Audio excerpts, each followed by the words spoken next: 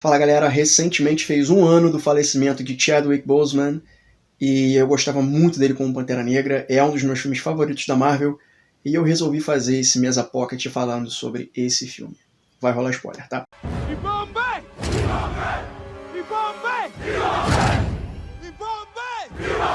Ao longo dos anos na Marvel, a gente já viu personagens negros tendo destaque, né? Por exemplo, a trilogia do Blade, que começou lá na década de 90, claro, não era Marvel Studios, mas é um personagem Marvel, e eu gosto muito do Wesley Snipes, inclusive ele queria ser o T'Challa no cinema, depois que ele terminasse Blade, coisa que acabou não rolando, né? A gente teve o James Rhodes, a gente teve o Miles Morales, a gente tem, né, o Sam Wilson. Eu gosto muito do Sam Wilson atualmente na série Falcão e Soldado Invernal por conta das questões que são debatidas na série.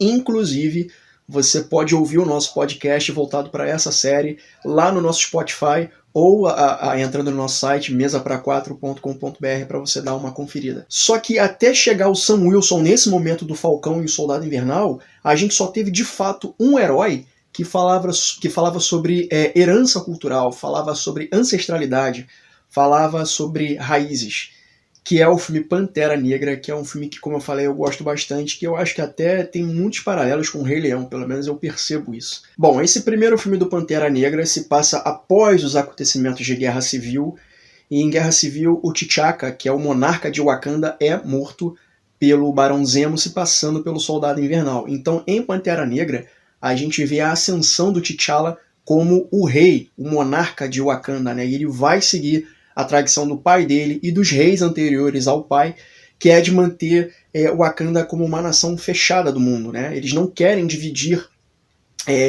o conhecimento que eles têm, né? E eles estão montados no vibranium, né? O Wakanda inteira é coberta de vibranium, que é o metal mais poderoso do universo, porque eles têm medo do que a humanidade pode vir a fazer com esse tipo de poder, né?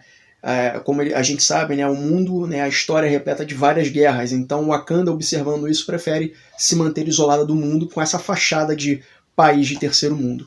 Em paralelo a essa ascensão do T'Challa como rei, a gente vê o Eric.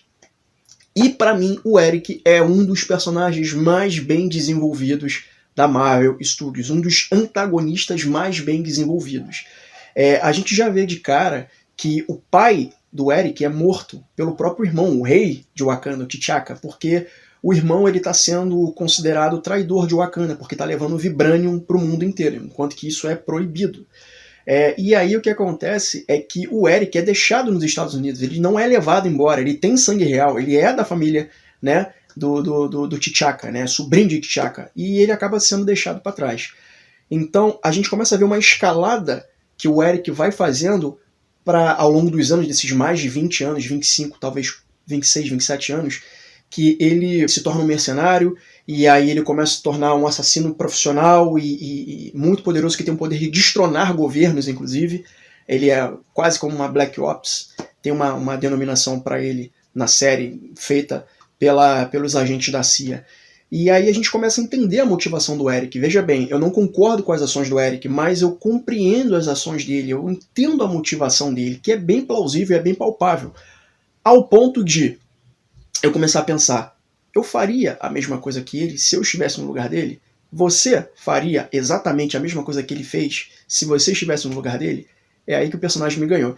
E, cara, Michael B. Jordan é um dos meus atores favoritos, cara. A atuação desse cara é gigantesca nesse filme. A gente, ao longo do filme, a gente vê vários momentos bem bacanas com o Eric, né? Os discursos que ele faz, né? Um deles, por exemplo, é quando ele tá no museu, né? Ele tá numa galeria de arte e ele precisa roubar uma peça de vibranium, né? Que tem, né, nesse local. E ele começa a questionar a curadora do museu, né? Parece ser uma curadora do museu, né? Sobre de onde vem cada um dos itens que ele está vendo ali expostos, né? E ele começa a debater com ela sobre a real procedência, né? Que essa procedência, na verdade, ela foi apagada. A história original foi apagada, porque colonizadores vieram, pegaram, levaram embora e apagaram a história original, né? E isso é o que realmente acontece, isso é o que realmente aconteceu. Soldados britânicos levaram de Benin, mas é de Wakanda. E é feito de vibrânio. Como acha que seus ancestrais conseguiram isso? Acha que pagaram um preço justo? Ou que eles tiraram igual tiram tudo que querem? Um dos momentos que eu gosto bastante também, uma vez que ele toma o trono, né? Ele toma o trono para ele, né? E o T'Challa fica de fora momentaneamente. ele está sentado no trono de Wakanda e o discurso que ele faz é o seguinte: toda vez que pessoas negras querem fazer uma revolução, elas acabavam não tendo tanto sucesso porque eles não tinham poderio, eles não tinham os meios, eles não tinham os recursos. Wakanda tem todos os recursos.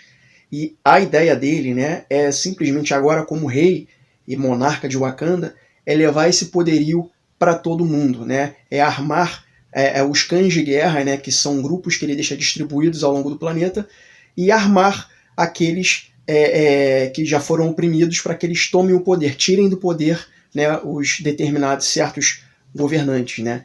E é aí que fica muito claro o paralelo entre o Eric e o Malcolm X. Para quem não conhece, Malcolm X, ele foi um ativista, e você pode inclusive ver um filmaço dele, que é dirigido pelo Spike Lee e estrelado pelo Denzel Washington, de mesmo filme Malcolm X. Vejam esse filme e a gente começa a ver, né, essa ideologia dele, o quão ela é próxima do Malcolm X. Num ponto mais avançado da trama, a gente vê que rola um outro encontro, né? São dois encontros que o T'Challa tem com o pai dele, né? Então ocorre um primeiro que é uma cena belíssima, sabe? Uma fotografia linda, um CGI, sabe? Porra, perfeito. E tem esse segundo encontro, especificamente, que eu também gosto bastante, que é quando a gente sabe que o T'Challa ele tem uma admiração enorme pelo T'Chaka, não só como rei e governante, mas como pai, né? E ele percebe que o pai dele errou, e errou feio, sabe? Por ter deixado o menino Eric lá para trás, quando deveria ter trazido ele junto.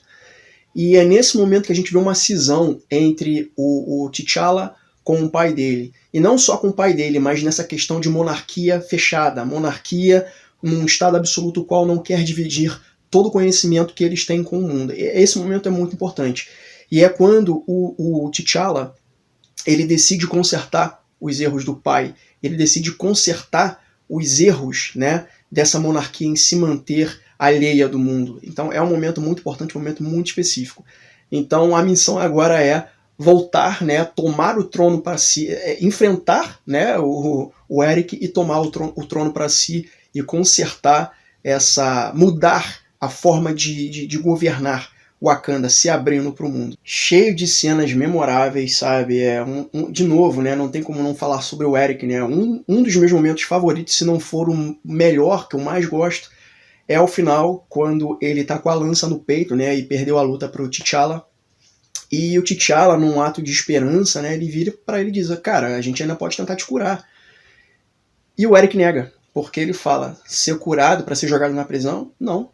Me deixa ser jogado no mar como os meus ancestrais pularam dos navios, porque a escravidão é pior do que a morte. Puta que eu até arrepio quando eu penso nessa cena, cara. Que cena, sabe? Então, o filme ele é completo de contextos históricos, ele, né, ancestralidade, como eu falei, e, cara, é um filmaço da Marvel Studios, e ele toca em questões muito pertinentes, assim como Falcão e o Soldado Invernal, a série. E é por conta disso que eu dou 4 logos para esse filme, nota máxima. É uma coisa que precisa ser vista, precisa ser conferida. Sem falar também o seguinte, o filme encerra com uma simbologia muito grande, né? Porque T'Challa decide abrir Wakanda para o mundo e oferecer o que há de melhor em Wakanda para o mundo, porque ele acredita que tem mais nos conectando do que separando. Em época de crise, o sábio cria ponte, enquanto que o tolo cria barreiras. Isso é muito pertinente no momento que a gente está vivendo hoje, não só no nosso país, como no mundo, né? Então, como falei, 4 logos.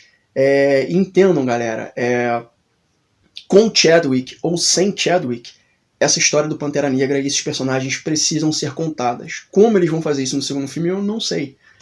Mas é uma história muito grandiosa e Chadwick abriu portas, e eu quero que mais histórias como essa sejam contadas. É isso, galera.